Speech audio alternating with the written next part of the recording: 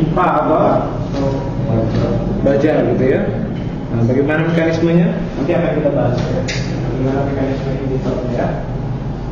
Jadi kita lihat sebenarnya ada beberapa perbedaan daripada metode yang pernah kita bahas ya, kayak coding, terus coding paket biasa, gitu.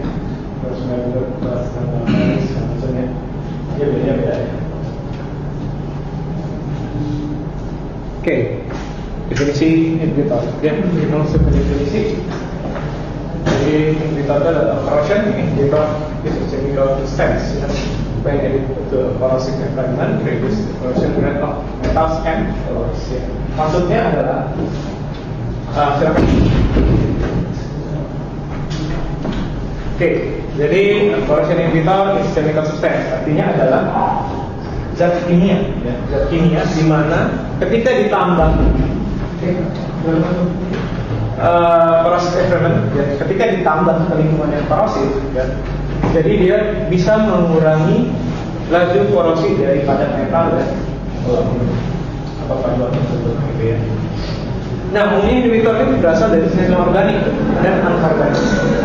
Nah, yang mengandung bubus-bubus yang mengirimkan elektron bebas seperti nitrit, kromat, fosfat, urea, tanin, dan amina yang bersifat berbahaya bagi kedalaman.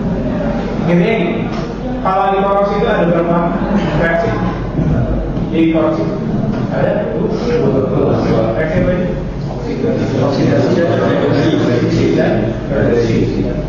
Nah, di antara dua reaksi ini yang akan dihambat sama inhibitor. Ya. Salah satunya saja, oksidasi dan reduksi. Biasanya kerjanya itu entah dia menutup si lubang-lubang elektron, ya, masuknya lubang elektron masuk ke logam. Yang kedua adalah dia menjadi pelindung, forming field. Cuma nggak sekuat cek ya, gitu ya, karena dia memang senyawa yang disambungkan ke katalisnya langsung. Jadi tugas utamanya adalah yang pertama itu adalah absorpsi atau sebagai pelindung. Ya. Jadi dia mengabsorpsi CFA-nya dan menempel di bajanya dengan menutupi si lubang-lubang yang resikonya adalah terjadi FA-nya akan keluar. Dia menutup. Gitu. Apa ya, kalau ada lubang-lubang air gitu ya, lubang-lubang ini dia nutup gitu, dia nutup gitu. Cuma nggak keseluruhan, dia nutup yang ada celahnya. Nah, ini biasanya inhibitor organik. Sedangkan inorganik, ya, yang tidak organik itu dia menjadi killer atau sebagai pelindung yang pokok. Biasanya nanti dia akan bantu si oksigennya, sehingga nanti muncul FeOH-nya atau oksidanya. Ya beda ya, jadi mekanismenya beda. Kalau yang organik dia menempel di badannya, ya, sehingga yang elektron yang masuk itu tidak bisa.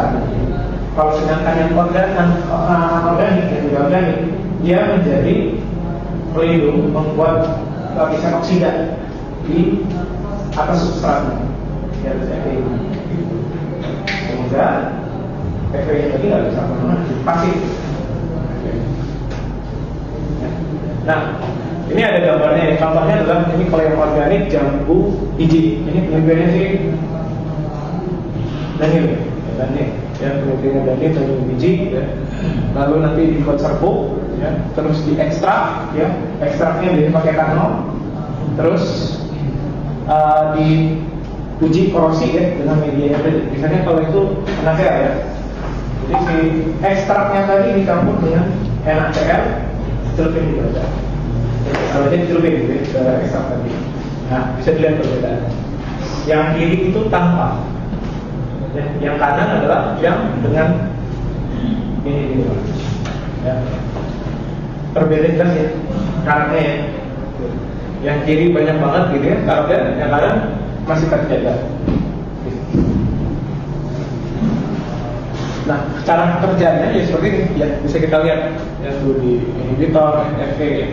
caranya dia melindungi, ada yang membentuk si lubang si rongga-rongganya tadi, ya. Itu caranya tadi.